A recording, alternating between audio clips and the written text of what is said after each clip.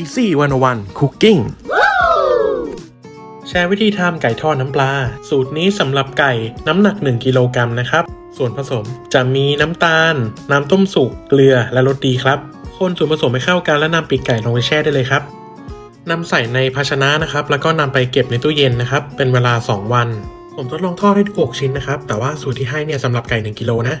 ใส่น้ำปลา8กรัมนะครับแล้วก็คลุกเคล้ากับตัวไก่ครับแป้งทอดเรามี2ตัวนะครับใช้แป้งโควังทิพย์35กรัมแป้งโกกิ5กรัมและน้ำเย็น60กรัมครับผสมให้เข้ากันนะครับแล้วก็นำไก่ลงไปคลุกได้เลยนะครับจากนั้นเปิดเตาใช้ไฟแรงสุดนะครับใส่น้ำมันลงไป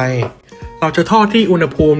180องศานะครับหรือถ้าไม่มีที่วัดอุณหภูมินะครับใช้ตะเกียบจุ่มลงไปในน้ำมันจะเป็นฟองขึ้นมาแบบนี้ครับจากนั้นนำไก่ลงไปทอดนะครับใช้เวลาทอดทั้งหมด8นาทีนะครับเสร็จแล้วตักขึ้นได้เลยเอาละครับเพื่อนๆได้เวลาลงจานครับหรือเพื่อนๆจะนำไปคลุกกับผงปรุงรสชาติต่างๆได้นะครับอย่างอันนี้ผมลองกับบาร์บีคิวแล้วก็วิงแซบนะน่าทานมากๆเลยครับข้างนอกจะกรอบนะครับแล้วก็ข้างในเนี่ยจะยังมีความฉ่ำของตัวเนื้ออยู่นะเนื้อจะไม่แห้งกระด้างนะครับนี่วิงแซบก็น่าทานครับเพื่อนๆหากเมนูนี้ถูกใจเพื่อนๆฝากกดไลค์กดติดตามแล้วก็กดแชร์วิดีโอนี้ออกไปให้คนอื่นได้เห็นนะครับแล้วก็วันนี้ไปก่อนนะครับแล้วก็อย่าลืมติดตาม Peter Ma Channel ด้วยนะครับ